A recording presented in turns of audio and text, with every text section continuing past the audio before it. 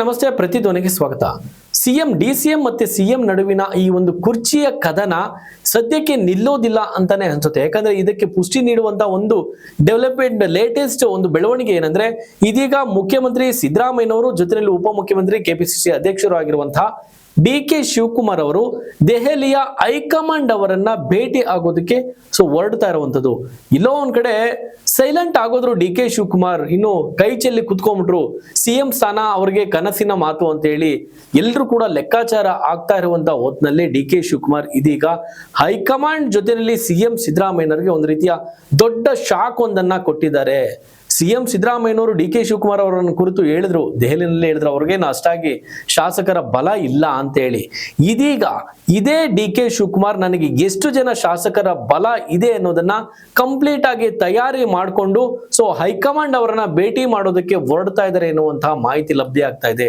ಡಿ.ಕೆ. ಶಿವಕುಮಾರ್ ಅವರ ಸಂಖ್ಯಾಬಲ, ಶಾಸಕರ ಬಲ ಬಹುತೇಕ 50-50 ಎನ್ನುವಂತೆ ಇಲ್ಲಿ ಕಾಣಿಸ್ತಾ ಇರುವಂತದ್ದು. ಬಹುತೇಕ ಒಂದು 50ರಿಂದ 60 ಜನ ಶಾಸಕರ ಬಲವನ್ನ, ಸಂಖ್ಯಾಬಲವನ್ನ ತೆಗೆದುಕೊಂಡೇ ಇಲ್ಲಿ ಡಿ.ಕೆ. ಶಿವಕುಮಾರ್ ಅವರು ದೆಹಲಿಯ ಹೈಕಮಾಂಡ್ ಅವರನ್ನ ಭೇಟಿ ಆಗೋದಕ್ಕೆ ಹೊರಟಿದ್ದಾರೆ ಎನ್ನುವಂತ ಮಾಹಿತಿಗಳು ಸ್ವತಃ ಕಾಂಗ್ರೆಸ್ ವಲಯದಿಂದಲೇ ಕೇಳಿ ಬರ್ತಾ ಇರುವಂತದ್ದು.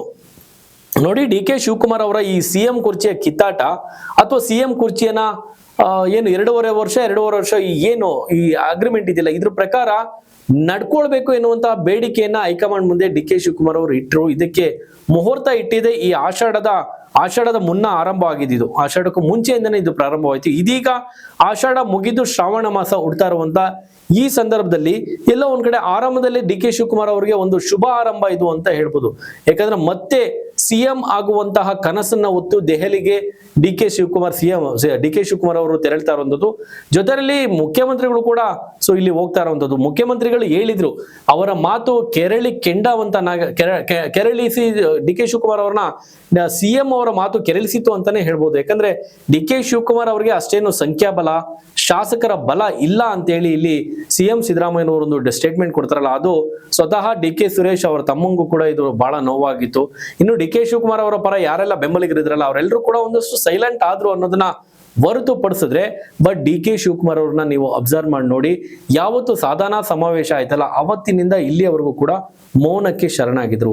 ಈ ಮೌನದ ಹಿಂದೆ ದೊಡ್ಡ ಮಟ್ಟದ ಒಂದು ರೀತಿಯ ತಯಾರಿ ಕೂಡ ಅಡಗಿತ್ತು ಅಂತ ಹೇಳಿದ್ರೆ ಬಹುಶಃ ತಪ್ಪಾಗ್ಲಿಕ್ಕಿಲ್ಲ. ಅದು ಈಗ ಕಣ್ಣ ಮುಂದೆ ಕಾಣ್ತಾ ಇರುವಂತದ್ದು. ಏನದು ಅಂದ್ರೆ, ದೆಹಲಿ ಹೈಕಮಾಂಡ್ ಭೇಟಿ ಆಗೋದಕ್ಕೆ ಇದೀಗ ಸಿಎಂ ಸಿದ್ದರಾಮಯ್ಯನವರ ಜೊತೆ ಡಿ.ಸಿ.ಎಂ ಕೂಡ ಹೋಗ್ತಾ ಇರುವಂತದ್ದು.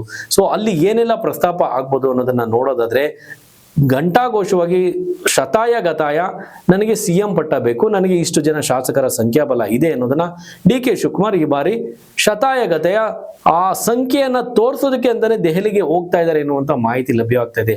50-50 ಏನ್ ಡಿ.ಕೆ. ಶಿವಕುಮಾರ್ ಅವರ ಕಡೆ ಬಹುತೇಕ ಈ ಒಂದು 50ರಿಂದ 60 ಜನ ಶಾಸಕರ ಸಂಖ್ಯಾಬಲ ಇದೆ ಎನ್ನುವಂತಹ ಮಾಹಿತಿ ಲಭ್ಯ ಆಗ್ತಾ ಇರುವಂತದ್ದು. ಡಿ.ಕೆ. ಶಿವಕುಮಾರ್ ಜೊತೆನಲ್ಲಿ ಡಿ.ಕೆ. ಶಿವಕುಮಾರ್ ಇನ್ನು 3 ದಿನಗಳ ಕಾಲ ನಾನು ಯಾರ ಕೈಗೂ ಸಿಗೋದಿಲ್ಲ, ಕಾರ್ಯಕರ್ತರಾಗಿರ್ಬೋದು ಅಥವಾ ಕಾಂಗ್ರೆಸ್ನ ನಾಯಕರಾಗಿರ್ಬೋದು, ಜನರಾಗಿರ್ಬೋದು, ನಾನು ಇನ್ನು ಒಂದು 3 ದಿನ ನಾನು ಸಿಗೋದಿಲ್ಲ, ಇದಕ್ಕಾಗಿ ವಿಷಾದ ಇರ್ಲಿ ಎನ್ನುವಂತಹ ಪೋಸ್ಟ್ ಅನ್ನ ಕೂಡ ಹಾಕಿರುವಂತದ್ದು ಡಿ.ಕೆ. ಶಿವಕುಮಾರ್. ಎಲ್ಲ ಒಂದ್ ಕಡೆ ಕುತೂಹಲಕ್ಕೆ ಕಾರಣ ಆಗಿರುವಂತದ್ದು. ಒಟ್ಟಾರೆ ಡಿ.ಕೆ. ಶಿವಕುಮಾರ್ ತಮ್ಮ ರಾಜಕೀಯದ ಈ ಭವಿಷ್ಯ 2028ರವರೆಗೆ ಕಾಯುವಂತೆ ಕಾಣ್ತಾ ಇಲ್ಲ. ಶತಾಯ ಗತಾಯ ಈ ಟರ್ಮ್ನಲ್ಲೇ ಸಿಎಂ ಆಗ್ಲೇಬೇಕು ಎನ್ನುವಂತ ಜಿದ್ದಿಗೆ ಏನು ಮುಖ್ಯಮಂತ್ರಿಗಳು ಡಿ.ಸಿ.ಎಂ ಅವರು ಬಿದ್ದಿದ್ದಾರೆ ಅಂತಾನೆ ಹೇಳೋದಕ್ಕೆ ಮತ್ತೆ ಸಾರಿ ಹೇಳುವಂತ ಘಟನೆ ಏನಂದ್ರೆ, ಅದು ದೆಹಲಿಗೆ ಹೊರಡ್ತಾ ಇರುವಂತ ಈ ಒಂದು ಬೆಳವಣಿಗೆ. 2 ದಿನಗಳ ಕಾಲ ದೆಹಲಿಯಲ್ಲೇ ಬಿಡ್ತಾರೆ. ಜೊತೆಯಲ್ಲಿ ಸಚಿವ ಸಂಪುಟದ ಕುರಿತು ಕೂಡ ಇಲ್ಲಿ ಹೈಕಮಾಂಡ್ ಜೊತೆ ಒಂದಷ್ಟು ಚರ್ಚೆಗಳು, ಬದಲಾವಣೆಗಳಾಗುವ ನಿಟ್ಟಿನಲ್ಲಿ ಸಚಿವ ಸಂಪುಟಕ್ಕೂ ಮೇಜರ್ ಸರ್ಜರಿ ಆಗುವಂತಹ ಲಕ್ಷಣಗಳು ಕೂಡ ಇಲ್ಲಿ ಗೋಚರಿಸ್ತಾ ಇರುವಂಥದ್ದು.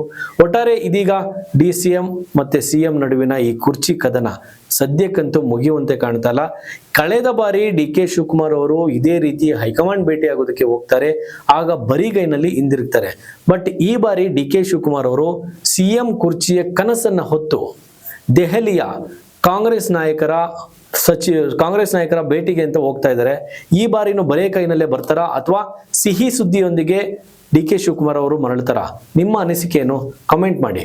ನೋಡ್ತಾರಿ ಪ್ರತಿಧ್ವನಿ. ಹೆಚ್ಚಿನ ವಿಡಿಯೋಗಳಿಗೆ ಪ್ರತಿಧ್ವನಿ ಯೂಟ್ಯೂಬ್ ಚಾನೆಲ್ ಸಬ್ಸ್ಕ್ರೈಬ್ ಮಾಡಿ, ಬೆಲ್ ಐಕಾನ್ ಕ್ಲಿಕ್ ಮಾಡಿ.